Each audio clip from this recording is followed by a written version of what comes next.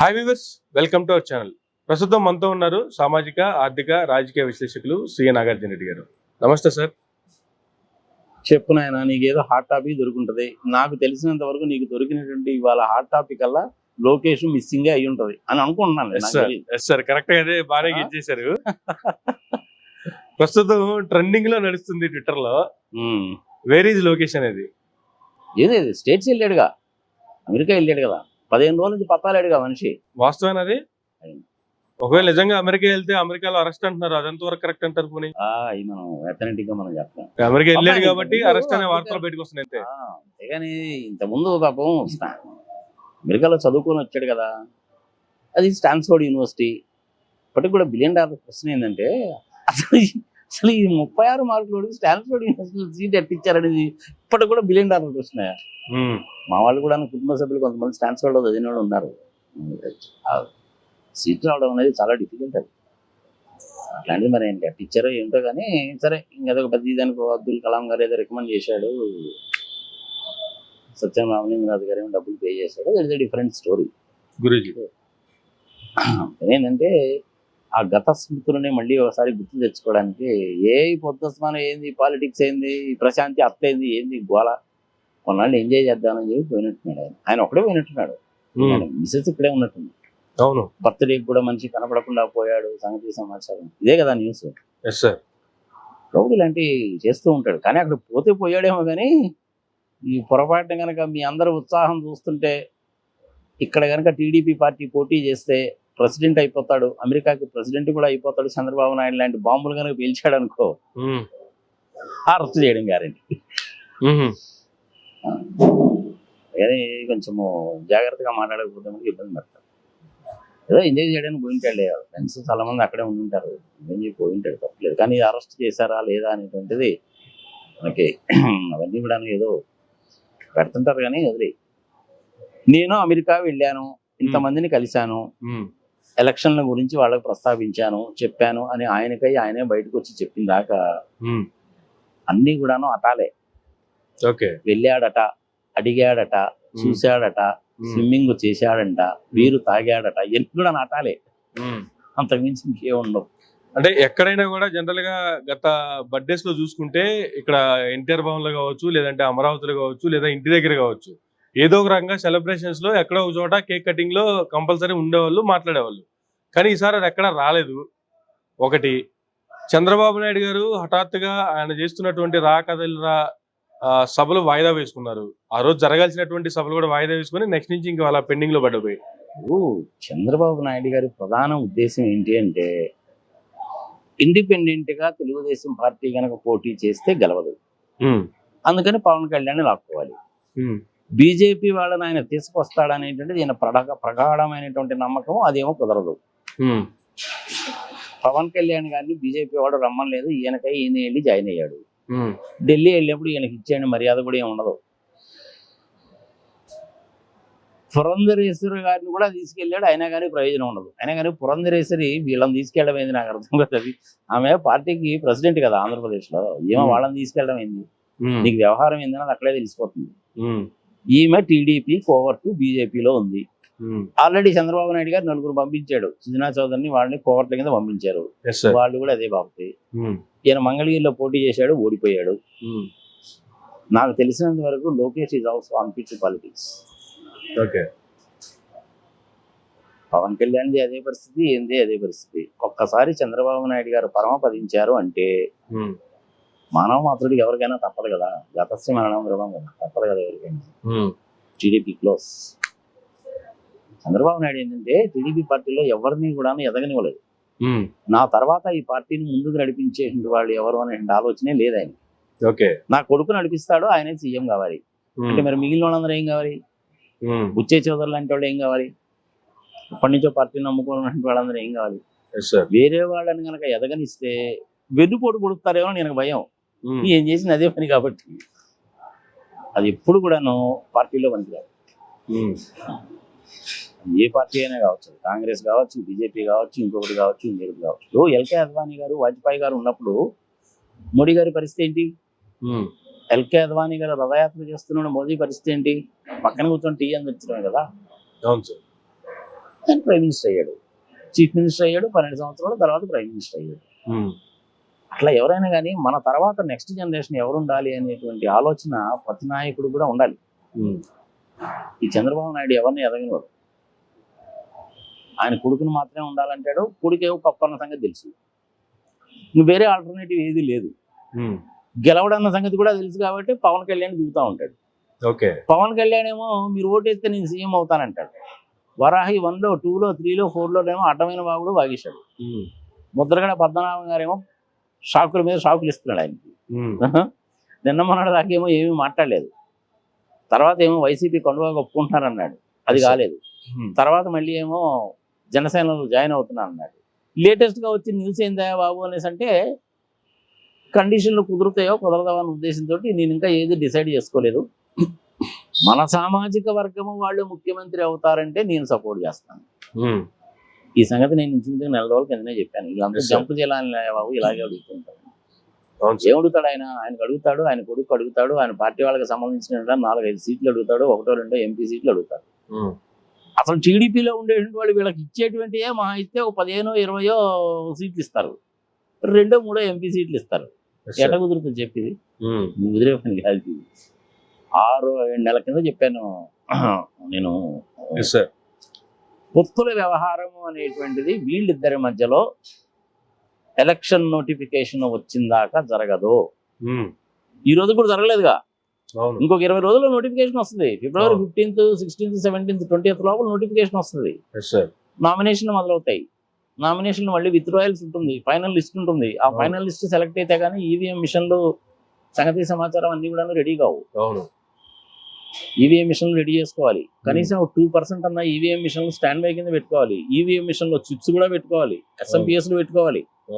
వీటన్నింటి మళ్ళీ రెడీగా పెట్టుకోవాలి కదా. ఓటర్స్ లిస్ట్ అయితే రెడీ అయిపోయింది. 4,8,00,000 మంది ఓటర్లు ఆంధ్రప్రదేశ్లో, 7 లక్షల మంది ఆడవాళ్ళు, ఒక 64,000 మంది సర్వీస్లో ఉండేవాళ్ళు ఉన్నారు, ఒక 3,00,000 మంది దాకా ట్రాన్స్జెండర్స్ ఉన్నారు. ఇది టోటల్ ఓట్స్. ఫైనల్ లిస్ట్ కూడా వచ్చేసింది. ఇంకా ఎవరైనా కానీ జాయిన్ కనుక కావాలనే పని అయితే April 1st వరకు జాయిన్ కావచ్చు. అంటే అర్థం ఏంటి, April 1st తర్వాత ఎలక్షన్స్ ఉంటాయి. Most probably April 10th, 11th ఆ డేట్స్లో ఎలక్షన్స్ ఉంటాయి, బోత్ ఎమ్మెల్యేస్కి ఎంపీస్కి. ప్రజలు చాలా జాగ్రత్తగా ఉండాలి. ఈసారి ఆంధ్రప్రదేశ్లో ఏంటంటే ఎమ్మెల్యే ఎలక్షన్స్, ఎంపీ ఎలక్షన్స్ 2 జరుగుతున్నాయి. దీని కౌంటర్ వేరే ఉంటుంది, దాని కౌంటర్ వేరే ఉంటుంది. అందుకని జాగ్రత్తగా ఓటేయండి, ఎక్స్ట్రా వేషాలు వేయబాకండి. తెలంగాణలో ఓటేసాము, ఇక్కడ ఓటు క్యాన్సిల్ చేసేసుకొని మళ్ళీ అక్కడికి వెళ్ళి ఓటేద్దాము, ఇలాంటి ఎక్స్ట్రా వేషాలు వేయబాకండి. ఎందుకంటే మీ ఆధార్ కార్డు, పాన్ కార్డు అన్ని లింక్ అయి ఉంటాయి. ఇక్కడ మీకు ఓటర్ ఐడికి మీ ఆధార్ కార్డు లింక్ అయి ఉంటుంది. ఈ అడ్రస్ ఇది కనుక ఉన్నట్టయితే అది యాక్సెప్ట్ చేస్తుంది. ఆధార్ కార్డు కూడా చేంజ్ చేసుకోవడం మీరు చేయొచ్చు అనేసి అంటే ఆధార్ కార్డుని కనుక చేంజ్ చేయాలంటే మళ్ళీ పాన్ కార్డు కూడా లింక్ అయి ఉంటుంది. ఇవన్నీ ఒకదాని టాలీ కావడం చాలా కష్టం. అందుకనే పిచ్చి వేషాలు వేయబాకండి. ఇక్కడ ఓటేశారు కదా, ఎంపీ కూడా ఇక్కడే ఓటేసుకోండి, అక్కడికి వెళ్ళి ఓటేయాలని చెప్పి చూడకండి. వీళ్ళు ఏదో దిక్కుమాలిన క్యాలిక్యులేషన్ చేస్తారు. తమిళనాడు నుంచి, మైసూరు నుంచి, బెంగళూరు నుంచి, కర్ణాటక నుంచి, బీదర్ నుంచి, బళ్ళారి నుంచి చాలా మంది వస్తారు. ఒరిస్సా నుంచి కూడా కొంతమంది వస్తారు. దుబాయ్ నుంచి, అక్కడి నుంచి కూడా ఓట్లు వేసి వచ్చిపోయేవాళ్ళు చాలా మంది ఉన్నారు. అన్ని కాన్స్టిట్యున్సీస్ లో కనీసం ఒక 30,000 మంది అలాంటి వాళ్ళు ఉంటారు. దిక్కుమాలిన క్యాలిక్యులేషన్స్ ఇవన్నీ. భారత రాజ్యాంగం మీకు ఓటు హక్కు కల్పించింది, దాన్ని మీరు బాధ్యతాయుతంగా ఉపయోగించుకోండి. కానీ ఇలాంటి చిల్లర వేషాలు వేయకండి. అది దేశ ద్రోహుల కింద కేసులు పెడతారు మీ మీద. Be careful, don't do such kind of things. ఇది ప్రజలకు విజ్ఞప్తి. నేను కూడా ఇంతసేపు ఎందుకు చెప్తున్నానంటే ఈసారి మల్కాజిగిరి కాన్స్టిట్యున్సీ నుంచి నేను కూడాను స్వతంత్ర అభ్యర్థిగా ఎంపీ కింద పోటీ చేస్తున్నాను. ఇంకా నేను కూడా తిరగడం మొదలు పెట్టాలి జనాల్లో. ఆల్రెడీ January 1st అనౌన్స్ చేశాను, ఇక తిరగడం మొదలు పెట్టారు. చాలా పెద్ద కాన్స్టిట్యున్సీ, ఇంచుమించుగా 32,50,000 మంది ఓటర్లు ఉంటారు. కుక్కడపల్లి దగ్గర నుంచి మొదలుపెట్టి అలా తిరిగి వస్తుంది అనమాట. అది కుక్కడపల్లి, మేడ్చెలు, మల్కాజిగిరి, ఉప్పలు, ఎల్బీ నగర్, మరి సికింద్రాబాద్ కంటోన్మెంట్, ఇవన్నీ కూడా అందులోకి వస్తాయి. చాలా పెద్ద కాన్స్టిట్యున్సీ, ఇండియాలో బిగ్గెస్ట్ కాన్స్టిట్యున్సీ. ఇండిపెండెంట్ గా చేస్తున్నాను. పార్టీల తరఫున చేయాలంటే ఏమవుతుందంటే, పార్టీ డొనేషన్ ఎంత ఇస్తావు, నువ్వు ఒక 40 కోట్లు ఖర్చు పెట్టుకుంటావు అని అడుగుతారు. చాలా మంది నాతోటి ఏమన్నారంటే ఏదో ఒక పార్టీతో అసోసియేట్ అయితే పోద్ది కదా, ఇండిపెండెంట్ గా ఓట్లు ఎందుకు వేస్తారు, వేయడం కష్టమేమో, ఆలోచించి సంఘ సమాచారం అన్నారు. వాళ్ళ లాజిక్ కూడా కరెక్టే. సార్ పార్టీలతో వెళ్ళాలంటే ఇది ప్రాబ్లం. ఎనీహౌ చేయడం guarantee, it is already decided. నాకు కావాల్సిన పేపర్స్ అన్ని ఏవైతే ఉంటాయో అన్ని రెడీ చేసి పెట్టుకున్నాను. సంగతి సమాచారం కొంతమంది అన్నారు నర్సరాపేట నుంచి గుంటూరు నుంచి చేయకూడదా నువ్వు అని. ఓకే, అక్కడి నుంచి కూడా చేయొచ్చు, ఏప్రిల్ 1 వరకు ఇచ్చారు కాబట్టి ఇప్పుడైనా సరే నాకు క్యాన్సిల్ చేసేసుకొని నా పాస్పోర్ట్ మీద అడ్రస్ మీద అక్కడే ఉంది, నాకు హౌస్ ప్రాపర్టీ అక్కడే ఉంది కాబట్టి నేను అక్కడి నుంచైనా పోటీ చేయొచ్చు. ఇక్కడైతేనేమో ఒకళ్ళు సపోర్ట్ చేయాలి నన్ను, ఒక క్యాండిడేట్ మీలాంటి వాళ్ళు. అక్కడైతే 10 మంది చేయాలి. అది కూడా నాకు పెద్ద కష్టం కాదు. చూద్దాం, ఏమో మరి ఇంకా 20 రోజులు టైం ఉంది కదా. 20 రోజుల్లో మళ్ళీ మార్పులు చేర్పులు ఏమొస్తాయి నాకు కూడా తెలియదు కదా. అదాన్ టుడే ఇస్ ద సిచ్యువేషన్. నీ టీవీ ద్వారా చెప్తున్నాను, దయచేసి నాకు కూడాను ఓటు వేయండి. నేను డబ్బులు ఇవ్వను, మందు పోయించను, బిర్యానీలు పెట్టడం అనేది కుదిరేది కాదు. ప్రతి ఇంటికి వచ్చి ఓటు అడగడం అంటే కూడా డిఫికల్ట్. మీ ద్వారానే నేను అడుగుతున్నాను. నేను ఎంపీగా కనుక ఎలక్ట్ కనుక అయినట్లయితే నాకు వచ్చేటువంటి సాలరీలో 50% నియోజకవర్గానికి ఖర్చు పెడతాను. ఎంపీ ఫండ్స్ మొత్తం కూడా నియోజకవర్గానికి ఖర్చు పెడతాను. Jubilee check post bus station ఏదైతే ఉందో అక్కడ వరకు ఇప్పుడు మనకి మెట్రో ఉంది, దాన్ని మేడ్చల్ వరకు ఎక్స్టెండ్ చేయించడము. ఎల్బీ నగర్ నాగోలు మధ్య లింక్ పూర్తి చేయడము. ఇటు పక్క మియాపూర్ దగ్గర ఆగిపోయిన మెట్రోని పటాన్చేరు వరకు ఎక్స్టెండ్ చేయడము. ఆ మల్కాజ్గిరి ఏరియాలో ఏంటంటే రైల్వే లైన్స్ మధ్యలో పోతుంటాయి కాబట్టి ఫ్లైఓవర్స్ అన్నా ఉండాలి, అండర్ గ్రౌండ్ మెట్రోస్ అన్నా ఉండాలి. వాటి కోసం ప్రయత్నించడము. చక్కటి రోడ్లు, స్కూల్స్, హాస్పిటల్స్, 111 స్కూల్స్ ఉన్నాయి ఈ నియోజకవర్గాల్లో. ఆ స్కూల్స్ లో విద్యాభ్యాసము, సంగతి సంవత్సరం ఎట్లుందో కూడా ఒకసారి చూడాలి. మనకు ఆంధ్రప్రదేశ్ లో అంటే ఫ్యామిలీ కాన్సెప్ట్ వచ్చింది, ఫ్యామిలీ డాక్టర్. ఇప్పుడు తెలంగాణలో లేదు. అవసరమైతే కనుక హెల్త్ కి సంబంధించింది ఎట్సెట్రా ఎట్సెట్రా. హైదరాబాద్ ఏంటంటే అన్ని వైపులకి ఎక్స్పాండ్ కాగలదు. ఇన్ఫర్మేషన్ టెక్నాలజీ ఇన్వెస్ట్మెంట్ రీజియన్ అని ఒక ప్రాజెక్ట్ ఉంది. ఆ ప్రాజెక్ట్ ని బీజేపీ వాళ్ళు వచ్చిన తర్వాత క్యాన్సిల్ చేశారు. ఆ ప్రాజెక్ట్ కనుక వస్తే 15 సంవత్సరాల పాటు 2 లక్షల కోట్ల రూపాయల ఇన్వెస్ట్మెంట్ జరుగుతుంది. గవర్నమెంటే పెడుతుంది. 4-5 లక్షల మంది ఉద్యోగాలు వస్తాయి. ఇప్పటిదాకా మనము బెంగళూరుని సిలికాన్ వ్యాలీ ఆఫ్ ఇండియా అంటున్నాం. అది కనుక వచ్చిందంటే Hyderabad will become silicon valley of India. దానికోసం తీవ్రమైన ప్రయత్నం చేయొచ్చు. అవసరమైతే ఒక 4 రోజులు నిరాహార దీక్ష చేయడానికైనా సరే కాక ఫిజికల్ గా మెంటల్ గా నేను సిద్ధపడ్డాను. ఇది నేను మీ టీవీ ద్వారా చెప్పదలుచుకుంది. Thank you sir. మీరు కూడా 100% ఇండిపెండెంట్ గా గెలిచి పార్లమెంట్కి వెళ్ళాలని మా ఛానల్ తరఫున కూడా మీకు విజ్ఞప్తి. Thanks a lot. Now let us come to the point. మరి ఇప్పుడు లోకేష్ ఏమైపోయాడు అనేసి అంటే కనపడలేదని కొంతమంది ఆవేశపరులు ఏం చేస్తారంటే జూబ్లీ హిల్స్ లోనే కదా ఉండేదని జూబ్లీ హిల్స్ పోలీస్ స్టేషన్ లో కేసు పెట్టినా పెడతారు. అవన్నీ చాలా సిల్లీగా ఉంటాయి. దయచేసి అలాంటి పనులన్నీ చేయకండి. ఆయన బయటకు వచ్చి చెప్పిన దాకా మనం వేచి చూడాల్సిందే. మోస్ట్ ప్రాబబ్లీ అక్కడ ఉండేటువంటి తెలుగు వాళ్ళని పార్టీ ఫండ్ అడగడానికి వెళ్ళి ఉంటాడు. తప్పులేదు కూడా అది. That may be one of the reasons. లేదంటే ఎన్నాళ్ళు పొద్దు స్నానమైన ఒక 15 days సరదాగా ఉందామని అని చెప్పి వెళ్ళి ఉంటాడు. కానీ సరదాగా ఉందామని వెళ్తే ఫ్యామిలీతో వెళ్తే ఒక రకం, కానీ ఈయన ఒక్కడే కదా పోయాడు. అనుమానాలు అక్కడ వస్తాయి. ఆ ఫండ్లు తెచ్చుకోవడం అనేటువంటిది మామూలుగా తెచ్చుకొని తెలుగుదేశం పార్టీ తరఫున వాళ్ళకి చక్కగా రిసీట్లు కనిపిస్తే it is well and good. Money laundering వ్యవహారం ఏదైనా చేశాడంటే మటుకు అడ్డం ఇరికిపోతాడు. మన మహానుభావుడు ఏదంటే చుట్టుపక్కల వాళ్ళు ఎగవస్తే ఆ పని చేసినా చేస్తాడు, చేస్తే అడ్డంగా దొరికిపోతాడు. వాళ్ళు ఏదో చెప్తారనమాట, నీకెందుకు అసలు దుబాయ్ ద్వారా పంపించేస్తాము, లేదంటే మారిషస్ ద్వారా పంపించేస్తాము, లక్సంబర్గ్ ద్వారా పంపించేస్తాం మేము, అది ఇది కాదని అంటే కంటైనర్లో వేస్తామే బాబు, నువ్వు కూడా కంటైనర్లో కూర్చొని వెళ్ళు, దిక్కుమాల సలాలు వేస్తారు, అడ్డంగా దొరికిపోతాడు. ఏముంది అనవసరం ఈ టీవీలలోనూ వాటిలో గోలేదు నాకు అర్థం కదా. ఆయనే వచ్చి క్లియర్గా చెప్తా, అమెరికా నుంచి అయినా కానీ ఇవాళ మాట్లాడవచ్చు కదా. ఏముంది లైవ్లోనే మాట్లాడితే సరిపోద్ది. నేను అమెరికాలో ఉన్నాను, పలానా తారీఖున వచ్చాను, మా ఫ్రెండ్స్ని చూడడానికి వచ్చాను, తెలుగుదేశం పార్టీకి డొనేషన్స్ ఇవ్వమని కూడా అడగడానికి వచ్చానని చెప్పి ఒక సింపుల్ స్టేట్మెంట్ ఒక 1 minute ఇచ్చేస్తే అయిపోతుంది. కానీ ఆ పని చేయకుండా అనవసరంగా ఇట్లా ఉండేసరికి ఏంటంటే ఈ లేనిపోని అన్ని కూడా పుకార్లు పుట్టిస్తుంటారు. జనరల్ గా ఏ చిన్న ఇన్సిడెంట్ జరిగినా ఇమీడియట్ గా మీడియా ముందుకు వచ్చి కూర్చున్నటువంటి చంద్రబాబు నాయుడు గారు కూడా ఈ విషయంలో ఎటువంటి కామెంట్ చేయట్లేదు. ఇక్కడ చాలా అనుమానాలు వస్తున్నాయి చాలా మందికి కూడా. ఇప్పుడు మనం దాని కానీ గట్టిగా గారికి అడిగా ఉంటే ఇది మా పొలిటికల్ స్ట్రాటజీ అండి, మా పాలిటిక్స్ కి సంబంధించింది, మా స్ట్రాటజీ సీక్రెట్ అని మీకు చెప్తామైందంట. ఓకే, ఇందులో సీక్రెట్ మటుకు ఏముంది? అంతేగా. విహారయాత్ర కోసం వెళ్ళాను. మా ఫ్రెండ్స్ చాలా మంది అక్కడే ఉన్నారు కాబట్టి చూడడానికి వెళ్ళాను. ఓ 10 రోజులు ఉందామని వెళ్ళాను. పార్టీకి డొనేషన్స్ అడగడానికి కూడా వెళ్ళాను. చెప్పడంలో తప్పే ఉంది, అందులో సీక్రెసీ ఏముంది అందులో? కానీ దాని గురించి అంత సీరియస్ గా చేయాల్సిన పని ఏం లేదు. ఓకే, మరి మన టీవీ ఛానల్స్ వాళ్ళు ఏమంటున్నారు? ఎవరికి నచ్చినట్టు వాళ్ళు ఎవరు మసాలా వేసేసుకుంటున్నారు.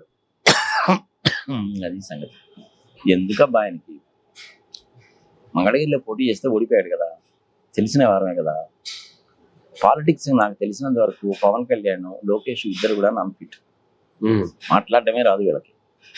పాలసీ ఏంటో తెలియదు, సాఫ్ట్వేర్ టెక్నాలజీ పార్క్ స్కీమ్ అంటే ఏందో తెలియదు, ఇన్ఫర్మేషన్ టెక్నాలజీ ఇన్వెస్ట్మెంట్ రీజన్ అంటే ఏందో తెలియదు, అసలు బడ్జెట్ అంటే ఏంది, బడ్జెట్లో ప్రతిపాదనలు ఎలా ఉంటాయి, దేనికి అలొకేట్ చేయాలి, ఎలా చేయాలని తెలియదు. డైరెక్ట్ ట్యాక్సెస్కి ఇండైరెక్ట్ ట్యాక్సెస్కి తేడా తెలియదు.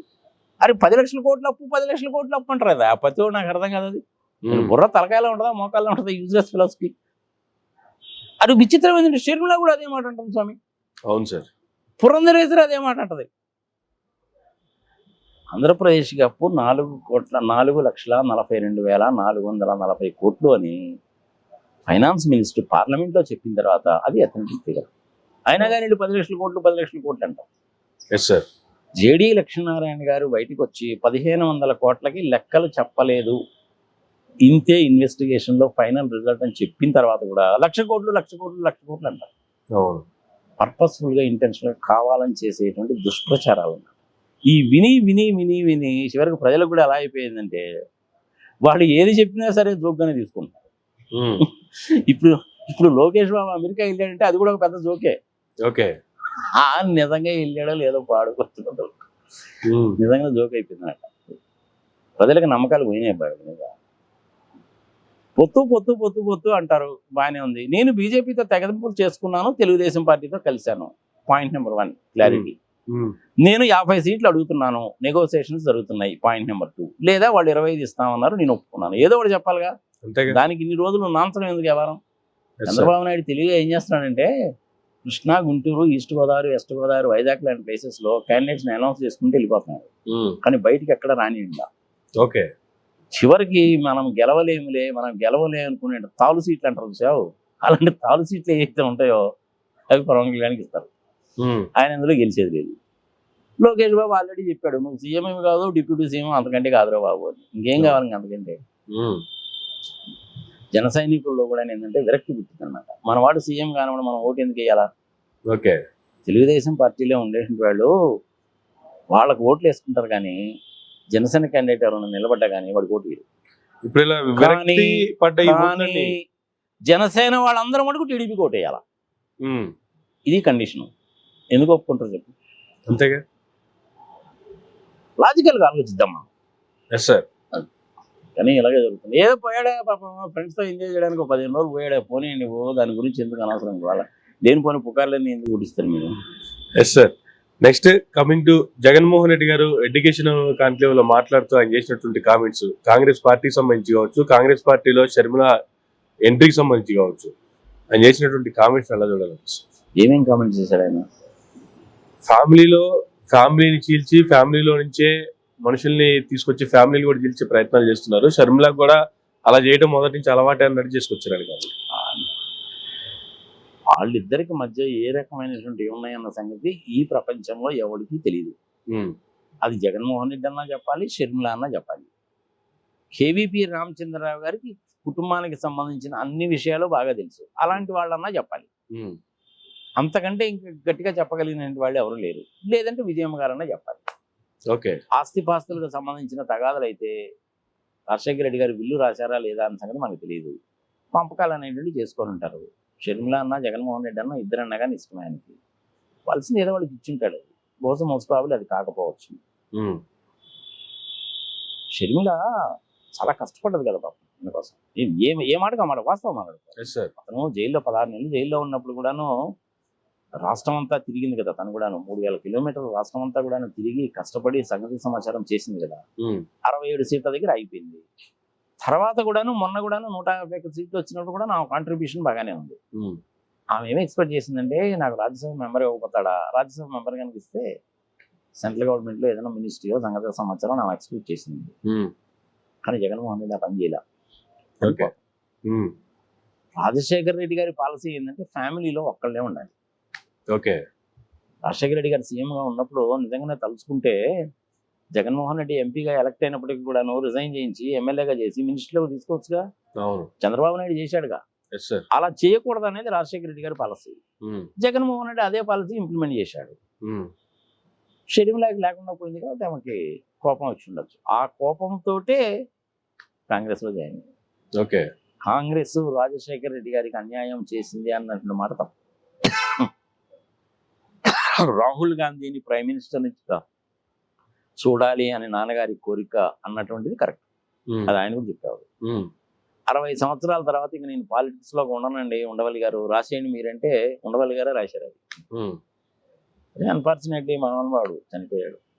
తీసుకొచ్చింది మొత్తంగా 2 పాలసీ, 2 ఇంపార్టెంట్ థింగ్సే కదా సార్. తాగునీరు, సాగునీరు, ఫీజు రీయింబర్స్మెంట్, దెన్ ఆరోగ్యశ్రీ చాలు కదా. చంద్రబాబు నాయుడు లాగా 600 చెప్పలేదు, జగన్మోహన్ రెడ్డి లాగా నవరత్నాలు అని చెప్పలేదు, తర్వాత చాలా చాలా పథకాలు ఇవ్వలేదు. ఆరోగ్యవంతమైన జాతిని, విద్యావంతమైన జాతిని తయారు చేయాలి. రైతు అనేటువంటి వాడు ఆర్థికంగా స్థిమితపడాలి. తాగునీళ్ళు అనేటువంటిది కొనుక్కొని తాగేటువంటి దౌర్భాగ్యం ఆంధ్రప్రదేశ్లో ఉండకూడదు. నిజంగా చాలా భయనాలు. సో రాజశేఖర రెడ్డి గారు ఆ పాలసీ జగన్మోహన్ రెడ్డి అమలు జరిపాడు. దాని మూలంగా ఆమె కోపం వచ్చింది, జాయిన్ అయింది కాంగ్రెస్. ఆమె జాయిన్ అయినంత మాత్రాన కాంగ్రెస్కి ఏమన్నా ఉవ్వెత్తున్న సీట్లు వచ్చేస్తాయి, ఓట్లు వచ్చేస్తాయి అనేసి అంటే take it granted it will not happen. Okay. Congress వాళ్ళు బీజేపీ వాళ్ళు ఇద్దరు కలిసి తెలుగు జాతి కొంప ముంచారు, ప్రత్యేక హోదా కూడా రాకుండా చేశారనేటువంటి కడుపు మంట ఇప్పటికి కూడా ఉంది. మాలాంటి వాళ్ళకి కూడా ఉంది. హైదరాబాద్ లో ఉండే మాకే అనిపిస్తుంది, ఇంకా అక్కడ ఉండే వాళ్ళకి అనిపించదా? 10 సంవత్సరాల పాటు పన్ను రాయితీలు ఇస్తే చాలా ఆంధ్రప్రదేశ్ కి 974 కిలోమీటర్ల తీర ప్రాంతం ఉన్న ఆంధ్రప్రదేశ్, మైనింగ్ రిసోర్సెస్ ఉన్నాయంటే ఆంధ్రప్రదేశ్, నల్లమల లాంటి ఫారెస్ట్ ఉన్నాయంటే ఆంధ్రప్రదేశ్, కృష్ణా, గోదావరి, పెన్నా నదులు పారుతున్నటువంటి ఆంధ్రప్రదేశ్, ఖనిజ సంపద ఉన్నటువంటి ఆంధ్రప్రదేశ్, అన్నీ ఉన్నాయి ఆంధ్రప్రదేశ్. ఒక్క 10 సంవత్సరాల పాటు పన్ను రాయితీలు కనిపిస్తే ఆంధ్రప్రదేశ్ ఇండస్ట్రియల్ గా బ్రహ్మాండంగా డెవలప్ అవుతుంది. వాజ్పేయి గారు చేయలేదా? స్ట్రోక్ ఆఫ్ పెన్నే కదా. ఉత్తరాఖండ్ రాష్ట్రానికన్నా హిమాచల్ ప్రదేశ్ ఆయన ఇచ్చాడు కదా. అలాగే చేస్తే పోయిండే. మరి మోడీ గారు ఏమైనా చేస్తారేమో చూద్దాం. ప్రత్యేక హోదా ఆయన తీసుకురాలేదు, మెడల ఉంచి తీసుకొస్తానన్నాడు, కుదరలేదు కదా అని చెప్పి షర్మిలా కూడా అంటది. ఇనిషియల్ గానే చెప్పేశాడు కదా, వాళ్ళకి అంత మెజారిటీ వచ్చినప్పుడు మనం వాళ్ళతో తగాదా కనుక పెట్టుకున్నట్టయితే ఇంకా ఇబ్బంది పడతాము అని ఆయన అంత క్లియర్ గా చెప్పేశాడు. కాపులకి రిజర్వేషన్ కుదరదని క్లియర్ గా చెప్పేశాడు. రుణమాఫీ కూడాను కుదరదని క్లియర్ గా చెప్పేశాడు. ఎప్పుడైనా కానీ క్లియర్ గానే చెప్పాడుగా. థాట్ ప్రాసెస్ అనేది చాలా క్లియర్ గా ఉంటుంది. మనిషి భయపడే రకం కాదు. మనిషి 20 మంది ఎమ్మెల్యేలు మేము వెళ్ళిపోతున్నాము, మేము జెండా పీకేస్తున్నాం అన్నా కానీ నవ్వుతా పోతాడే కానీ అమ్మో నువ్వు పోతే ఎట్టా, నువ్వు రారా అనే మనిషి కాదు, దడిచేటువంటి మనిషి కాదు. 67 మంది ఎంపీల్లో 23 తీసుకున్నప్పుడే దడవలా ఎమ్మెల్యేలు. ఇప్పుడు ఎందుకు దొరుకుతాడు? 16 నెలలు జైల్లో ఉన్నప్పుడే మనిషి దడవలా, కాంగ్రెస్ వాళ్ళతో వివేదించాడు. ఇప్పుడు ఎందుకు దొరుకుతాడు? వాళ్ళిద్దరు జాయిన్ అయినంత మాత్రం నేను ఏమన్నా ప్యాంటు దొరుకుతుందా? దడవదు కదా. అంతేగా. ఇన్ని కూడా జనాల్లో ఏదో పుకార్లు పుట్టిస్తుంటారు, ఇవన్నీ కుదిరేది కాదు. నాకు తెలిసినంత వరకు షర్మిల ఆ డెసిషన్ తీసుకోవడం అనేటువంటిది దూరదృష్టి లేకుండా తీసుకున్నటువంటి డెసిషన్. ఓకే. ఆమె కనుక ఈ పని కనుక చేయకుండా ఉంటే ఈసారి గ్యారంటీగా రాజ్యసభ ఎంపీ పంపించింది. ఓకే. మినిస్ట్రీలోకి వెళ్తుందా లేదా అనేటువంటిది నెక్స్ట్ స్టెప్. అది అంతేగా. నేను బీజేపీ తోటి కలిసి ఉన్నాను అని జగన్మోహన్ రెడ్డి గారు ఎప్పుడు చెప్పలేదుగా. కలిసి ఉన్నట్టయితే ఇద్దరు కలిసాక పోటీ చేస్తారుగా. అంతేగా. 2014లో అంతే, 2019లో అంతే, ఇప్పుడు కూడా అంతే. కొన్ని బీజేపీ వాళ్ళు అడగలేదంటే బీజేపీ వాళ్ళు అడిగారు, సున్నితంగా తిరస్కరించాడు. ఓడిపోయినప్పుడు ఎలా ఉన్నాడో 151 వచ్చినప్పుడు కూడా అలాగే ఉన్నాడు. 23 మందిని తీసుకున్నప్పుడు భయపడలేదు. ఇప్పుడు అలా రామకృష్ణారెడ్డి గారు బయటికి వెళ్ళిపోతున్నారు, లేదంటే నరసరావుపేట ఎంపీ గారు బయటికి వెళ్ళిపోతున్నారు అనే భయం కూడా లేదని. Yes sir. కావాల్సింది ఏంటి? ఇప్పుడు బీసీలకి, ఎస్సీలకి మెజారిటీ ఆఫ్ ద సీట్స్ అయితే ఇచ్చాడు కదా. అవును. కార్పొరేషన్ చైర్మన్లు కానివ్వండి, టీటీడీలో దేవస్థానంలో కానివ్వండి, ఇంకొకటి దగ్గర సముచితమైన స్థానాన్ని ఇచ్చాడు కదా. Yes sir. నేనేం చెప్తానంటే నీ ద్వారా సార్. కాపు సామాజిక వర్గం అనేటువంటిది ఒక్కటే ఓట్లేస్తే ఎవరు గెలవరు. ఏ ఒక్క సామాజిక వర్గము ఒక్కళ్ళే ఓట్లేస్తే ఎప్పుడు ఎవరు గెలవరు. అంతే కదా. That is ruled out. ఒకసారి పాపులేషన్ తీసుకోను. ఆంధ్రప్రదేశ్ పాపులేషన్ అనేటువంటిది నాకు తెలిసి as on today it is approximately 5,28,00,000. 4,08,00,000 మంది ఓటర్లు. లాస్ట్ టైం ఎలక్షన్ రిజల్ట్స్ వచ్చినప్పుడు ఐ థింక్ 79.81% ఏమో వేశారు. సరే 80% అనుకో. ఈసారి కూడాను 80% ఓటు వేస్తారనుకో. 80% ఓటు వేస్తే అప్రాక్సిమేట్లీ 3,25,00,000 మంది ఓటింగ్ లో పాల్గొంటారు. లాస్ట్ టైం 50% ఓటింగ్ వచ్చింది కదా జగన్మోహన్ రెడ్డికి. అవును. యాంటీ ఇన్కంబెన్సీ అనేటువంటిది కాస్త ఉంటుంది. ఆ కాస్త ఉండడం అనేటువంటిది వచ్చినటువంటి 51% నుంచి ఒక 5% తీసేద్దాం, మాక్సిమం తీసేద్దాం 5%. అయినా కానీ 46% ఉందిగా, అది చాలు నీకు గెలవడానికి.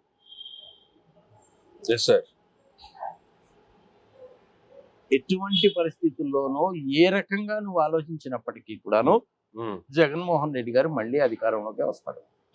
20-30 మంది ఎమ్మెల్యేలను మార్చినా, నియోజకవర్గాలు మార్చినా, ఆల్టుగెదర్ వాళ్ళకి సీట్ ఇవ్వకుండా వేరే వాళ్ళని పెట్టినా గ్యారంటీ గెలుస్తారు. గెలవడానికి చాలా అవకాశాలు ఉన్నాయి. గ్రామీణ ప్రాంతాల్లో ఉండే వాళ్ళందరూ ఓటేస్తారు. ప్రతి ఒక్కడికి కూడా ఏదో ఒక బెనిఫిట్ జరిగింది, 1, 2, 3 బెనిఫిట్స్ జరిగినాయి, వాళ్ళు వేస్తారు. ఫీజు రీయింబర్స్మెంట్ కంటిన్యూ అవుతుంది. ఫ్యామిలీ డాక్టర్ అనే కాన్సెప్ట్ పెట్టాడు, అది బాగానే ఉంది. స్కూల్స్ బాగుపడ్డాయి, ప్రైవేట్ హాస్పిటల్స్ బాగుపడ్డాయి. ఏపీఎస్ఆర్టీసీ ఎంప్లాయీస్ తీసుకెళ్లి గవర్నమెంట్ లో విలీనం చేశారు. 16 లక్షల ఉద్యోగాలు వచ్చినాయి. నేను చెప్పడం లేదు, కేంద్ర ప్రభుత్వం చెప్పింది. 42,000 కోట్ల రూపాయల ఫారెన్ డైరెక్ట్ ఇన్వెస్ట్మెంట్ వచ్చిందని నేను చెప్పడం లేదు, గవర్నమెంట్ ఆఫ్ ఇండియా చెప్పింది. గ్రామ సచివాలయాలు కనపడుతూనే ఉన్నాయి, వాలంటీర్లు కనపడుతూనే ఉన్నారు. ఇంతకుముందు పెన్షన్ రావాలంటే ఈ ఎండలో పడి నానా చావు వచ్చేవాళ్ళు. ప్రతి 50 ఏళ్ళకు కూడా ఒక వాలంటీర్ని పెట్టారు కాబట్టి నీకు డెత్ సర్టిఫికేట్ కానీ, బర్త్ సర్టిఫికేట్ కానీ, ఏదైనా ఇంటికి మ్యారేజ్ సర్టిఫికేట్ కానీ, రేషన్ కానీ, నీకు సంబంధించిన పట్టా పాస్ పుస్తకం కానీ, ఈవెన్ పెన్షన్ కూడా ఇంటికి వచ్చి ఇచ్చిపోతున్నారు. అంతా కూడాను డైరెక్ట్ బెనిఫిట్ ట్రాన్స్ఫరే కదా. ఎక్కడ నీకు ₹1 లంచం ఇచ్చే పని లేదు కదా. అదొక్కటే కాకుండా భూతగాదాలని పరీక్షించడానికి కోసం అని చెప్పి,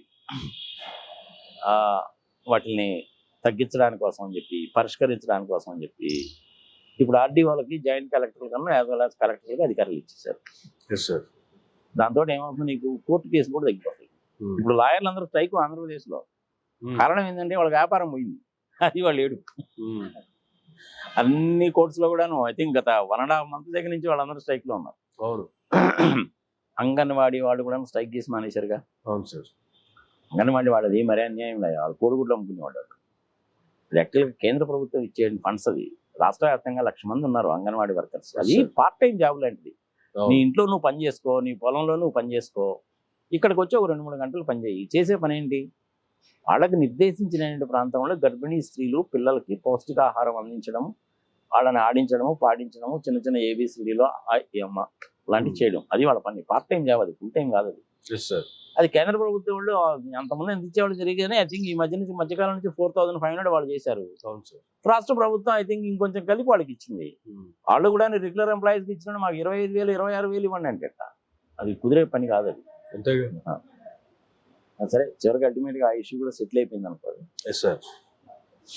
అందుకని జగన్మోహన్ రెడ్డి మళ్ళీ గెలవడం గ్యారెంటీ. వాళ్ళన్నీ ఎన్ని ప్రయత్నాలు చేసినా కానీ కుదిరే పని కాదు. ఇంతవరకు చంద్రబాబు నాయుడు పవన్ కళ్యాణ్ కొంప ముంచుతాడు. అయినా కానీ ఆయనకి ఇప్పటికీ అర్థం కాదు. ఏందా బాబు, నాకు అర్థం కాదు. పవన్ కళ్యాణ్ ఈ రోజు వరకు తేల్చకపోతే ఎప్పుడు చెప్తాడు ఆయన? ఎందుకు అనవసరంగా పవన్ కళ్యాణ్కి? శుభ్రంగా ఆయనే ఇండిపెండెంట్ గా ఒక 50 స్థానాల్లోనూ 60 స్థానాల్లోనూ పోటీ చేస్తే గెలిచిన స్థానాలు గెలుస్తాడు. 5, 6, 10 ఎన్నో కన్నా గెలుస్తారు. ఆ జన సైనికులకి మంచి ఉత్సాహం వస్తుంది, వాళ్ళు ఓట్లేస్తారు, గెలుస్తారు. ఈసారి నీకు 4, 5, 6 వచ్చినాయనుకో మంచిదే, నువ్వు కూడా గెలుస్తావు, బాగానే ఉంది. 2029లో వస్తుంది. 2029 దా 2024 అయిపోతుంది. చంద్రబాబు నాయుడుకి వయసు అయిపోతుంది, లోకేష్ ఏమో పప్పు, పార్టీ క్లోజు. దాని తర్వాత మెయిన్ అపోజిషన్ పార్టీ నువ్వే అవుతావు. నీకు బాధ ఏంటంటే అది లాంగ్ టర్మ్ విజన్ అంటే. ఇప్పుడు ముద్రపడ పద్మనాభం కానీ ఇంకొకళ్ళు కానీ చెప్పేది పవన్ కళ్యాణ్కి అదే చూడడం అనేది ఆయన ఇష్టం. Someday or other is going to be good opposition party leader అవుతాడు. తర్వాత సీఎం అయినా కానీ మనం ఆశ్చర్యపడాల్సిన పని లేదు. తెలుగుదేశం పార్టీ తోటి కలిసినంత కాలం ఆయనకు నష్టమే. బీజేపీ వాళ్ళది ఇక్కడ స్టాండ్ ఏమి లేదు కాబట్టి ఆయన బీజేపీ వాళ్ళతో కలిసినా కానీ ఉపయోగం ఏమి ఉండదు. బీజేపీ వాళ్ళు ఈయన వాడుకోవాలని చూస్తారు, తెలుగుదేశం పార్టీ వాళ్ళు ఈయన వాడుకోవాలని చూస్తారు. మరి ఇండిపెండెంట్గా ఎప్పుడు ఎదుగుతాడు చెప్పేనా? అది పవన్ కళ్యాణ్ ఆలోచించుకోవాలి. నెక్స్ట్ ఇంకా అయితే ఈ రోజు చర్మిల గారు కాకినాడ జిల్లా కాంగ్రెస్ పార్టీ విస్తృత స్థాయి సమావేశంలో మాట్లాడుతూ కాంగ్రెస్ పార్టీ రాష్ట్రాన్ని నా కుటుంబాన్ని చీల్చిందని పెద్ద పెద్ద మాటలు మాట్లాడుతున్నారు జగనన్న గారు. దేవుడే గురుపాఠం చెప్తారట. నిజానికి ఆంధ్ర రాష్ట్రం ఇలా అభివృద్ధి లేకుండా దయనీయ స్థితిలో ఉంది అంటే చంద్రబాబు జగనన్న గారే. ఇవాళ వైఎస్ఆర్ కుటుంబం చీలింది అంటే అది చేతులారా చేసుకున్నది జగనన్న గారే. దీనికి సాక్ష్యం దేవుడు, దీనికి సాక్ష్యం నా తల్లి వైఎస్ఆర్ భార్య విజయమ్మ, దీనికి సాక్ష్యం నా యావత్ కుటుంబం. అంటుంటారులే అబ్బాయి. ఇప్పుడు ఆమె కాంగ్రెస్ పార్టీలో జాయిన్ అయింది కాబట్టి విమర్శించాలి కదా. అందుకని 10 లక్షల కోట్లు అప్పంటారు, రోడ్లు బాగలేవంటారు, అభివృద్ధి జరగలేదంటారు, సంక్షేమం ఒకటే సరిపోదంటారు, పోలవరం పూర్తి కాలేదంటారు. ఇవన్నీ కూడా మామూలే అంటా ఉంటారు. ఇవన్నీ పెద్ద పట్టించుకోకూడదు. ఇందులో ఏది జరిగింది ఏది జరగలేదన్న సంగతి ప్రజలకు తెలుసు కదా. ఎవరి హయాంలో ఏం జరిగిందని ప్రజలకు ఆ మాత్రం తెలియదా? ఈసారి విచిత్రం ఏంటో తెలిసిన, ఈ స్టేట్ ఎలక్షన్ కమిషన్ వాళ్ళు ఒక మంచి క్యాంపెయిన్ చేశారు. లాస్ట్ టైం సెప్టెంబర్ అక్టోబర్లో వచ్చినప్పుడు 2,30,000 మంది ఏమో కొత్త ఓటర్లు వచ్చారు. వీళ్ళు బాగా క్యాంపెయిన్ చేసిన తర్వాత అడిషనల్ గా ఇంకొక 5 లక్షల మంది జాయిన్ అయ్యారు. అందరూ కూడా 18-19 ఇయర్స్ మధ్యలో వాళ్ళు. వాళ్ళందరూ ఓటు కింద నమోదు చేస్తున్నారు. మంచి అచీవ్మెంటే కదా.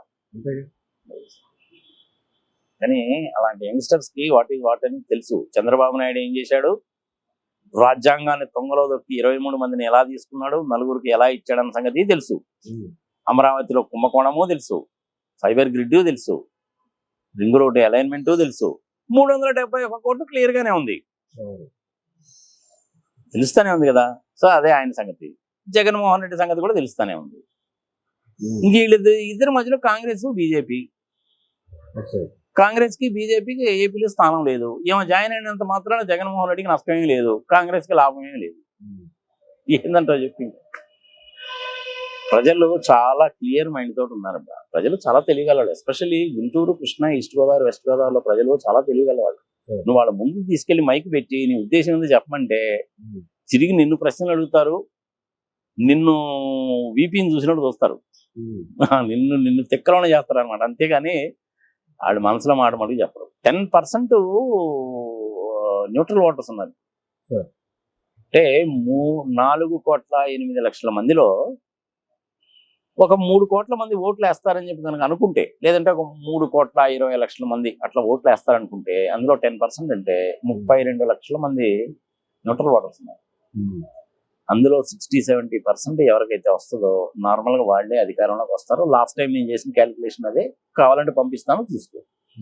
ఈసారి కూడా అదే జరుగుతుంది. జగన్మోహన్ రెడ్డికి ఓటు ఎందుకు వేయకూడదో చెప్పబోయాను. నీకు తెలిసిన ఒక 4 కారణాలు చెప్పుకొని ప్రజలకు తెలియజేద్దాం మనం. చెప్పు, నీకు తెలిసిన కారణాలు ఏందో. ఒక్కడు కూడా అభివృద్ధి మాట్లాడలేదు. ఎందుకు వేయకూడదు అంటే చెప్పలేదు. ఎందుకు వేయాలో చాలా కారణాలు చెప్పచ్చు. ఎందుకు వేయాలో చాలా కారణాలు చెప్పచ్చు. ఎందుకు వేయకూడదు నువ్వు చెప్పు చాలా కారణాలు. నీకు తెలిసిన 4 కారణాలు చెప్పుకొని డిస్కస్ చేద్దాం, ప్రజలకు కూడా తెలుస్తుంది. అటువంటి నెగిటివిటీ ఒకటి చెప్పడానికి మరి నెగిటివిటీ లేనప్పుడు మరి ఆయనకు ఓటు ప్రజలు ఎవరికి ఓటు వేస్తారు చెప్పు? కామన్ సెన్స్ పాయింట్ కదా అది. అంతే కదా. మరి కానీ షర్మిల గారు ఈ రకంగా రోడ్డుకి ఉన్నటువంటి ఇష్యూని ఇంకా కాంప్లికేట్ చేసుకుంటారంటారు. మళ్ళీ ఇబ్బంది కాంప్లికేట్ చేయడం అంటే నిజంగా అసలు ఆమె చేసిన పని మూలంగా జగన్మోహన్ రెడ్డికి అడ్వాంటేజ్. ఓకే, ఆమె ఓట్లు చేల్చడం అనేటువంటిది వైఎస్ఆర్సీపీ ఓట్లు ఏం చేల్చడంలామా, జనసేన వాళ్ళు ఏమో టీడీపీ వాళ్ళే పోతాయి. ఓకే, జనసేన వాళ్ళు స్టేట్ ఆఫ్ కన్ఫ్యూజన్ లో ఉన్నప్పుడు ఏం చేస్తారు, మనవాడు ముఖ్యమంత్రి కాదంట, డిప్యూటీ ముఖ్యమంత్రి కాదంట, లోకేష్ బాబు క్లియర్ గానే చెప్పేశాడు. సో మనకి ఎటువంటి అధికారము లేదు. అలాంటప్పుడు మనం అనవసరం ఈ పవన్ కళ్యాణ్ కేసి చంద్రబాబు నాయుడు సీఎంని ఎందుకు చేయాలి? అదేదో జగన్మోహన్ రెడ్డికి వేస్తే పోద్దుగా వేసారనుకో, అయిపోయారు నీకు వ్యవహారం అక్కడే. మరి సింపుల్ లాజిక్ క్యాలిక్యులేషన్ కదా. సామాన్య మానవుడు అనేవాడు అదే కదా ఆలోచిస్తాడు. జగన్మోహన్ రెడ్డికి ఏ ఓటు వేస్తే పోద్ది కదా, ఓటు వేయకుండా ఎందుకు ఉండాలా? నీకు నాకేమన్నా అన్యాయం చేశాడా? నీ సొమ్ము ఏమైనా దోచుకున్నాడా? నీ పొలం ఏమైనా దోచుకున్నాడా? నిన్నేమైనా కొట్టాడా, తిట్టాడా? ఏమీ లేదు కదా. పిల్లల చదువు కోసం డబ్బులు ఇచ్చాడు కదా, పథకాల ద్వారా చాలా డబ్బులు ఇచ్చాడు కదా, మనం చూస్తూనే ఉన్నాం కదా, కళ్ళకి ఎదురుగానే కనపడుతుంది కదా. ఓటేద్దాం. పరిశ్రమ రాలేదు ఆంధ్రప్రదేశ్కి అంటున్నారండి అంటారు. పరిశ్రమ రాకపోవడం ఏంది, పెద్ద లిస్టే ఉంది, అది చూసుకోండి ఒకసారి తెలుస్తుంది మీకు. రోడ్లు చండాలంగా ఉన్నాయండి అంటారు. గత ప్రభుత్వం వాళ్ళు వేయాల్సిన రోడ్లు సరిగా వేయకపోయేసరికి పాడైపోయినాయి. వీళ్ళు అధికారంలోకి వచ్చిన తర్వాత ఏం చేశారు, అసలు రోడ్లు అనేటువంటి ఎందుకు పాడైపోతున్నాయి, దీనికి కారణం ఏంటి శుభ్రంగా విశ్లేషించి దానికోసం అని చెప్పి సెంట్రల్ రోడ్స్ రీసెర్చ్ ఆర్గనైజేషన్ వాళ్ళని పిలిచి ఆంధ్రప్రదేశ్లో ప్రతి జిల్లాలో ప్రతి ప్రాంతంలో రోడ్లు ఎట్లా ఉన్నాయో చూసి గట్టిగా కనుక 4-5 సంవత్సరాల దాకా మెయింటెనెన్స్ చూడకుండా రోడ్లు కనుక వేయాలంటే ఏం చేయాలంటే వాళ్ళకి పెద్ద రిపోర్ట్ ఇచ్చిపోయారు. అది మొదలుపెట్టారు. 2 సంవత్సరాలు పక్కాగా ఉంటాయి. నువ్వు ఒక 4 అడుగులు గుంత పడింది అనుకో, ఆ గుంతలో 4 రాళ్ళు వేసేసి దాని మీద మట్టి పోసేసి నువ్వు తారు పోసేసావు, ఆహా బ్రహ్మాండంగా ఉందండి అనుకుంటావు. 30 టన్నుల లారీ కానీ దాని మీద పోయిందంటే కుంగిపోద్ది. అది గట్టిగా వర్షం పడిందంటే కుంగిపోద్ది. ఉపయోగం ఏముంది? ఇవన్నీ టెంపరీ థింగ్స్. ఎప్పుడైనా కానీ సొల్యూషన్ అనేటువంటిది పర్మనెంట్ గా ఉండాలి. టెంపరీ సొల్యూషన్ ఎందుకు? టెంపరీ సొల్యూషన్ చూసి గుంతలపడ్డ రోడ్లన్నిటి కూడాను మట్టి పోసేసి బ్రహ్మాండంగా చేశానని చెప్పి ఫోటోలు పెట్టలేకనా ప్రభుత్వం పెట్టచ్చు. అది కాదు సొల్యూషన్. మన వాళ్ళు చేసిన బిగ్గెస్ట్ మిస్టేక్ అదే. ఇంకా విచిత్రం ఏం తెలిసిన, ఒకసారి హైదరాబాద్ లో వర్షాకాలంలో రోడ్లు వేస్తారు స్వామి. వర్షాకాలంలో ఎవడన్నా రోడ్డు వేస్తాడా? బుర్రనోడు ఎవడన్నా? మరీ అన్యాయం కదా. అలాంటి పనులు వాళ్ళు చేయడులా. ఇప్పుడు 6,000 కిలోమీటర్లు ఉన్న నేషనల్ హైవేస్ ని 8,600 కిలోమీటర్లు చేశారు. 14,000 కిలోమీటర్లు ఉండండి స్టేట్ హైవేస్ లో ఇంచుమించుగా ఇంకొక 4-5,000 కిలోమీటర్లు అనేది సెంట్రల్ గవర్నమెంట్ కి హ్యాండ్ ఓవర్ చేస్తున్నారు. విజయవాడ నుంచి అనంతపూర్ దాకా డైరెక్ట్ రోడ్డు, 4 లేన్ రోడ్డు, అది ఇంతకుముందు స్టేట్ హైవే, దాన్ని ఇప్పుడు నేషనల్ హైవే కింద చేస్తున్నారు. మోడీ గారు వచ్చి విశాఖపట్నం నుంచి నేషనల్ హైవేస్ కూడా హ్యాండ్ ఓవర్ చేసిపోయాడు. ఇప్పుడు మనం హైదరాబాద్ నుంచి ఖమ్మం వెళ్ళాలి అనేసి అంటే అది కూడా 4 లైన్ నేషనల్ హైవేనే, అది కూడా బాగానే ఉంది. దాన్ని తీసుకెళ్లి అల్టిమేట్ గా గోదావరి అంటే రాజమండ్రికి ముందు నేషనల్ హైవేలో జాయిన్ చేస్తున్నారు. నీకు రోడ్డు వేయడం అనేసి అంటే నార్మల్గా ఏం చేస్తారంటే ఎండాకాలంలో మొదలు పెడతారు, ఒక సీజన్ వదిలేయాలట. అంటే ఒక ఎండాకాలము, ఒక వర్షాకాలము, ఒక శీతాకాలం అనేటువంటిది దాన్ని వదిలేయాలి. ఆ రోడ్డు మీద కనుక అన్ని రకాలైన వాహనాలు దిగితే ఏమవుతుందంటే స్ట్రెంగ్త్ వస్తుంది బాగా దానికి. అప్పుడు ఫైనల్ గా నువ్వు రోడ్డు వేయాలి. ఇప్పుడు గుంటూరు జిల్లా పల్నాడు ప్రాంతంలో 3 అడుగులు 4 అడుగులు తవ్వి రోడ్డు వేస్తే 5 సంవత్సరాలు తగ్గట్టుగా ఉండవు, ఏం కాదు. నువ్వు అదే 4 అడుగులు కనుక తవ్వి అమరావతి దగ్గర కనుక రోడ్డు వేసావంటే 40 రోజుల్లో నాశనం అయిపోతుంది. ఎందుకంటే లూజ్ సాయిల్. అందుకని నీకు అక్కడ ఏం చేయాలి, దాని టెక్నాలజీ వేరే ఉంటుంది. ఇక్కడ 3 అడుగులు తవ్వితే అక్కడ 6 అడుగులు తవ్వాల్సి వస్తుంది. ఇంకా నువ్వు ఈస్ట్ గోదావరి వెస్ట్ గోదావరి కనుక వెళ్తే సముద్ర తీర ప్రాంతానికి దగ్గరగా రోడ్డు కనుక వేయాలంటే నీకు 7-8 అడుగులు కూడా వేయాల్సి వస్తుంది. అక్కడ నువ్వు సాలిడ్ కాంక్రీట్ రోడ్లు వేయాల్సి వస్తుంది. దానికి టెక్నాలజీ వేరే, దానికి కొత్త టెక్నాలజీ కూడా తీసుకొచ్చారు కదా. పేపర్స్ వేస్తారు, ఇప్పుడు షీట్స్ అనేటువంటిది కింద వేసేస్తారు. వాటర్ పోకుండా ఉండడానికన్నా వాటర్ లోపలికి నింపుకుండా ఉండడానికి షీట్స్ వేసేసి దాని మీద లేయర్స్ వేస్తారు. ఇప్పుడు నీకు రోడ్లు పెట్టుకోవాలి. ఇప్పుడు ఆ కార్యక్రమంలో ఉన్నారు కాబట్టి ఒక 1.5 years మాక్సిమం 2 years లో ఆంధ్రప్రదేశ్ లో ఉన్న రోడ్లన్నీ కూడా బాగుపడతాయి. 32,000 కిలోమీటర్లు ఉన్నాయి ఆంధ్రప్రదేశ్ లో పంచాయతీ రోడ్స్. సామాన్యం కాదు కదా. రోడ్డు కనుక వేయాలనే పని అయితే నీకు 5 కోట్ల నుంచి 10 కోట్లు అవుద్ది. కొత్తగా కనుక రోడ్డు కనుక వేయాలంటే నేషనల్ హైవే స్టాండర్డ్స్ కనుక వేయాలంటే 5 కోట్ల నుంచి 10 కోట్లు అవుద్ది, డిపెండింగ్ అపాన్ ద ఏరియాని బట్టి. మరి విలేజ్ రోడ్స్ చేయడానికి నీకు అంతగా ఖర్చు కాకపోవచ్చు. అటు నుంచి వచ్చే వెహికల్ ఇటు నుంచి వచ్చే వెహికల్ పోయే విధంగా కనుక డబుల్ రోడ్డు కనుక వేస్తే సరిపోతుంది. అది కూడా చేస్తాం. మన ఫైన్ మార్నింగ్ కావాలంటే రావు బా, ప్రజలు కూడా ఓర్చుకుంటాను. ఏదో ఒక రోడ్డు ఫోటోలు చూపించేసి అయిపోయిందంటే కుదరదు. పరిశ్రమలు బొచ్చునే వచ్చినాయి. జపాన్ వాళ్ళ టైర్ కంపెనీ రాలేదా, సెంచరీ ప్లైవుడ్ రాలేదా, కడప స్టీల్ ఫ్యాక్టరీ రాలేదా, అదానీ రాలేదా, అంబానీ రాలేదా, డి బ్లాక్ లో ఆయిల్ పడలేదా, ఓఎన్జీసీ వాళ్ళ ఆయిల్ దాంట్లో కూడా రాలేదా, మరి లుల్లు లుల్లు బల్లు బల్లు అని చెప్పేది అంటుంటారు కదా, వాళ్ళది కూడా వైజాగ్ లో పెద్దది మాలే వస్తుంది కదా. ఇక్కడ మన హైదరాబాద్ లో ఉన్నట్టుగా అక్కడ కూడా Vizag is the best place ఉంది. ఆంధ్రప్రదేశ్ కి చక్కటి రాజధాని అంటే వైజాగ్. ఒక్క 15-20 సంవత్సరాల్లో ఒక 10,000 కోట్ల రూపాయలు ఖర్చు పెడితే ఇటు పక్క అనకాపల్లి దగ్గర నుంచి అటు పక్క విజయనగరం వరకు 70-80 లక్షల పాపులేషన్ తోటి బ్రహ్మాండంగా తయారవుతుంది. ఆల్మోస్ట్ ఈక్వల్ అంటే హైదరాబాద్ అవుతుంది. అఫ్ కోర్స్ ఈ 15 సంవత్సరాల్లో హైదరాబాద్ లో ఇప్పుడున్నటువంటి 1,8 లక్షల పాపులేషన్ అనేటువంటిది 1,25 లక్షలు అయిపోద్ది. ఇది నిరంతర ప్రక్రియ. Vizag is the right place. అసలు అమరావతి లాంటి ప్లేస్ నుంచి సెలెక్ట్ చేసి 33,000 ఎకరాలు తీసుకొని 22,000 ఎకరాలు ఆ అసైన్మెంట్ ల్యాండ్ తీసుకొని డిగ్రేడెడ్ ఫారెస్ట్ తీసుకొని క్యాపిటల్ ఇవ్వడానికి కడతారా? ప్రపంచవ్యాప్తంగా ఇట్లాంటి క్యాపిటల్స్ చాలా కట్టారు. బర్మాకి కొత్త క్యాపిటల్ కట్టారు. పిల్లలు సైకిల్ తొక్కుంటున్నారు. మలేషియా కూడాను ఉన్నటువంటిది క్యాపిటల్ సరిపోవడం లేదు, కంజెషన్ అవుతుంది అనేసి వాళ్ళు కూడాను జయపురానో విజయపురానో ఏదో ఉండాలి, దాని కొత్త క్యాపిటల్ కట్టారు. Under ground pipe lines, drainage pipe lines మొత్తం వస్తుంది. చైనాలో కనీసం ఒక 20 పట్టణాలు కట్టారు, గోస్ట్ సిటీస్ అంటారు. అప్పుడు బోడు చంద్రబాబు నాయుడు చేసినటువంటి బిగ్గెస్ట్ బ్లండర్స్ లో ఒకటి ఏందో అంటే అమరావతిని సెలెక్ట్ చేసుకోవాలి. ఆ 33,000 ఎకరాలు తీసుకోవాల్సిన పనే లేదబ్బా అసలు. అక్కడ మా ఎకరం 10 లక్షలు ఉంటుంది. భూసేకరణ చట్టం కింద 30 లక్షలు ఇచ్చేస్తే కనుక 33,000 ఎకరాలు తీసుకోవచ్చు. ఎంత అవుతుంది నీకు? 10,000 కోట్లు అవుతుంది. దానికి ఏదో స్కీమ్ అని అదని ఇదని పాడు పచ్చి ప్రజలు పెద్ద బోగస్ ప్రోగ్రామ్ అన్నమాట.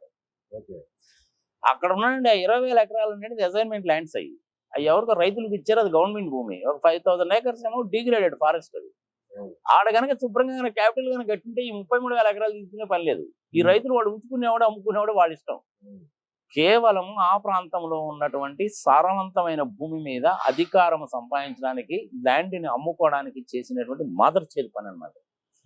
అందుకని సుప్రీంకోర్టు వాళ్ళు కూడా గట్టిగానే అడిగారు, 6 నెలల్లో కట్టేయాలని చెప్పి. ఎట్లా అంటామండి మనం ఏమన్నా ఆర్కిటెక్ట్స్ మా, ఇంజనీర్స్ మా, సెస్మాలజిస్టులు మా, ఏంటి సంగతి సమాచారం? మనం ఎవరు చెప్పడానికి?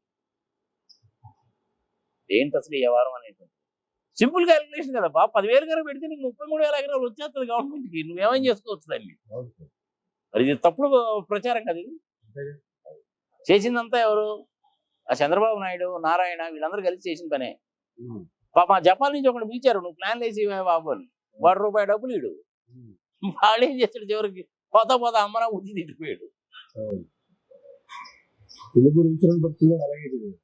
నేను 4 సంవత్సరాల కింద చెప్పానబ్బా, సింగపూర్కి ఈశ్వరన్ అనే వాడు, వాడి మీదనే చాలా కేసులు ఉన్నారా బాబు, అరెస్ట్ చేశారులే, మళ్ళీ బెయిల్ మీద బయటకు వచ్చాడు. రేపు 25లో వాళ్ళకి ఎలక్షన్స్, పార్లమెంట్ ఎలక్షన్స్, డిబార్ చేశారు అతను. చంద్రబాబు నాయుడుకి మంచి ఫ్రెండ్ ఆయన. 1,680 ఎకరాలు ఇచ్చాడుగా. అది కూడా ఎంత పోగొచ్చో తెలుసా? ఇంచుమించుగా 300 కోట్లు 400 కోట్లు మనం ఖర్చు పెట్టాలంట. ఇది రోడ్లు వేయడానికి, వాటికి వీటికి. వాళ్ళు అందులో 10% కూడా పెట్టరంట. వాడికి ఫుల్ రైట్స్ ఇచ్చారు. తగాదా ఏదైనా కనుక వస్తే లండన్కి వెళ్ళి తెలుసుకోవాలంట. ఇంతకంటే దారుణమైన పరిస్థితి ఇంకెక్కడ ఉండదు అబ్బా. పైగా నేను విజనరీ అంటాడు, 40 years ఇండస్ట్రీ అంటాడు, బిల్ గేట్స్ తెచ్చానంటాడు, అదంటాడు ఇదంటాడు. వాడు పచ్చిపదలు. హైదరాబాద్లో సాఫ్ట్వేర్ ఇండస్ట్రీ డెవలప్ కావడానికి కారణం ఎవరంటే 3 వ్యక్తులు. పివి నరసింహారావు గారు స్కీమ్ పెట్టాడు, జయప్రకాష్ నారాయణ గారు, హనుమాన్ చౌదరి గారు, అంకయ్య చౌదరి గారు వెనక నుంచి చేశారు. నేను ఆడిటర్గా ఉన్నాను కాబట్టి నాకు తెలుసు. 1,245 రూపీస్ పర్ స్క్వేర్ యార్డ్ అమ్మింది. ఇప్పుడు అక్కడ నీకు 5 లక్షలు పెడితే కూడా దొరకదు అనుకో. కానీ చంద్రబాబు నాయుడు అంతా నేనే చేశానని డబ్బా కొట్టింది. నీకు కావాల్సిన ఫెసిలిటీస్ అన్ని కానీ కల్పిస్తే వ్యాపారస్తులు అనేటువంటి వాడు వచ్చి వ్యాపారం పెట్టుకుంటాడు. దానికి నువ్వు చేసేదంటే ఏమన్నా దొనకొండ ఇది రైట్ ప్లేస్ అబ్బా. 5,000 ఎకరాలు 10,000 ఎకరాలు SEZ కింద దాన్ని కన్వర్ట్ చేస్తే కనుక బ్యూటిఫుల్ గా ఇండస్ట్రీస్ వస్తాయి. బ్రిటిష్ వాళ్ళు కట్టిన ఎయిర్పోర్ట్ కూడా ఉన్నాయి అక్కడ. ఇప్పటికి కూడా నా స్థలం అంతా కూడా ఎయిర్పోర్ట్స్ అథారిటీ ఆఫ్ ఇండియా వాళ్ళ కిందనే ఉంది. నీకు మళ్ళీ భూసేకరణ కూడా అక్కర్లేదు ఎయిర్పోర్ట్ కట్టడానికి. రైల్వే లైన్ ఆల్రెడీ ఉంది, డబ్లింగ్ చేస్తున్నారు, ఎలక్ట్రిఫైడ్.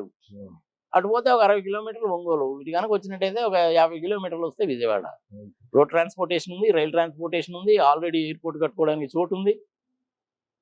పక్కా గవర్నమెంట్ ల్యాండ్, అది బ్రహ్మాండంగా చేసుకోవచ్చు. శివరామకృష్ణ గారు చెప్పింది అదే. నెక్స్ట్ ఇంకా ఇలాంటి మరొక మళ్ళీ కలుద్దాం. చూస్తున్నానండి.